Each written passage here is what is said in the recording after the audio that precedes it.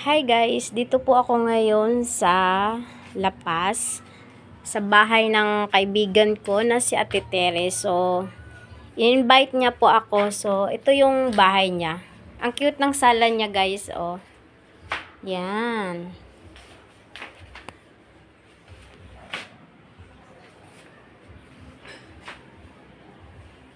Yan. Tapos ito yung CR niya, ang cute lang. Yan. So, ito yung hinanda niyang food. Wow, sarap naman ah. Ito yung room nila. Ito yung anak niya, isa lang yung anak niya, si Jam Jam. Yan, ito yung kalaro ni Taylor. Na minsan, aso pusa sila. Pag wala na yung isa, hinahanap naman ang isa't isa. Ito yung kusina ni ate. Ang laki ng rep niya, oh. Nahiya naman ako, Ben. Yung kalat ng bahay. Ito yan si ate, oh. Busy-busy yung life niya.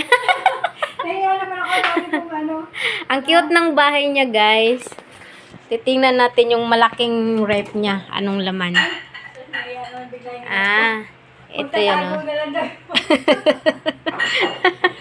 Pagkatago na lang daw yung rap ko, nahiya naman. Ang laki ng rape niya. Gusto ko ipahati yan kasi dalhin sa apartment yung galante. Wala kaming rape doon eh. Ang busy-busy yung Disney princess na isa, oh. Kawawa naman si Disney. In-invite niya kami dito. Darating yung auntie at uncle niya. Hi, Jam. Say hi, hello. Jam. Jab. Say hi. Ang cute ng bahay talaga niya.